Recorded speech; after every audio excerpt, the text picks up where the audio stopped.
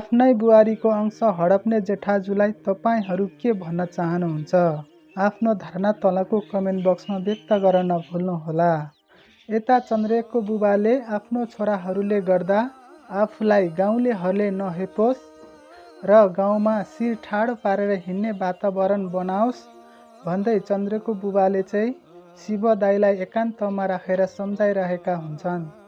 तर त्यहाँ शिवले चाहिँ आफ्नो बुहारी मुनाको अंश जसरी भए पनि आफ्नो नाममा पार्ने भन्दै आफ्नो बुबासँग झगडा गरिरहेका हुन्छन्। छोराको त्यो बोली सुनेपछि चन्द्रेको बुबा चाहिँ एकदमै धेरै दुखी भएका हुन्छन्। अनि मुकेश र आरतीले पनि उक्त मुनाको जग्गा चाहिँ आफूहरूलाई चाहिँदैन भनेपछि शिवले चाहिँ आफ्नो कोठामा गएर भन्छन्, मैले मुकेश र आरतीको भलाइकै लागि त्यो चितवनमा रहेको जग्गा बाँड्नुपर्छ यानि कि भाग लगाउनु पर्छ भनेको थिएँ। तर तिनीहरूले मेरो कुरा किन बुझ्दैनन्? उता मुनाको त्यत्रो सम्पत्ति छ, त्यो भाग लगाएपछि कान्छाले पनि दुःख पाउने थिएन। मेरो कुरा किन कसैले बुझ्दैनन् भन्दै शिवले फेरि त्यहाँ अर्को जुक्ति निकालेका हुन्छन्।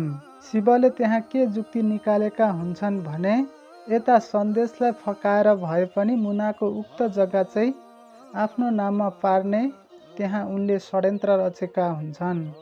अनि सन्देशलाई फोन गरेर भन्छन्, बाबु तिमी कहाँ छौ? तिम्रो त्यत्रो सम्पत्ति छ, किन यो भिर पाखामा दुःख कष्ट गरेर बस्छौ?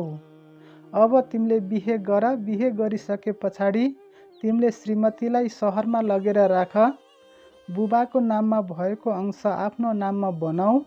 उता सन्देशलाई उचालेका छन्। के अब सन्देशले त्यो शिवको कुरा सुनेर बुबाको नाममा भएको जग्गा आफ्नो नाममा बनाउँछन् होला त? के शिवको यो नयाँ चाल फेरि सफल होला त? यता चन्द्रे र चन्द्रेको आमा चाहिँ हस्पिटलबाट आफ्नो घरतर्फ फर्किँदै हुन्छन्। त्यतिकैमा त्यहाँ चन्द्रेको आमालाई चाहिँ धेरै नै थकाइ लाग्छ। थकाइ लागिसके पछाडि उनीहरू त्यहाँ बसिरहेका हुन्छन्। अनि चन्द्रेले भन्छन्, आमा शिव दाईले त मुनाको त्यो चितवनमा रहेको जग्गामा आँखा लाउनु भएको जस्तो लाग्छ भन्दाखेरि चाहिँ यता आमाले चाहिँ पत्याउँदैनन्।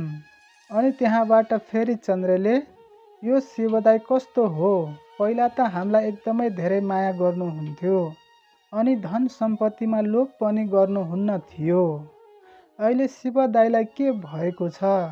बिचारी त्यो मुनाको जग्गामा किन उनले आँखा गाडेको होला भन्दै आमासँग चन्द्रेले चाहिँ गुनासो पोखिरहेका हुन्छन्।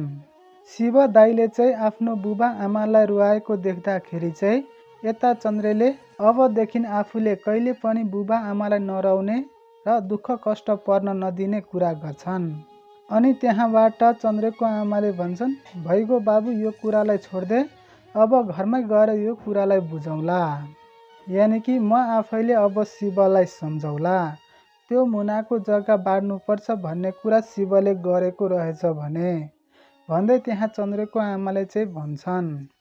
अनि त्यहाँबाट आफूहरू हस्पिटल गएर आएको कुरा चाहिँ चन्द्रेलाई घरमा कसैलाई पनि नबताउने कुरा गर्छन्। आफूहरू माइत मामा घरमा गएर आएको कुरा उक्त घरमा गएर चाहिँ बताउने कुरा त्यहाँ चन्द्रेको आमाले गरिरहेकी हुन्छन्। के अब शिवको प्लान सफल होला त? अब मुनाले त्यो शिवलाई के सजाय दिनुपर्छ? तपाईँको विचार के छ? तलको कमेन्ट बक्समा अवश्य लेख्नुहोला भन्दै आजको यो भिडियोबाट म प्रकाश बिदा हुन्छु। हस्त, नमस्ते, जय नेपाल, बाई बाई।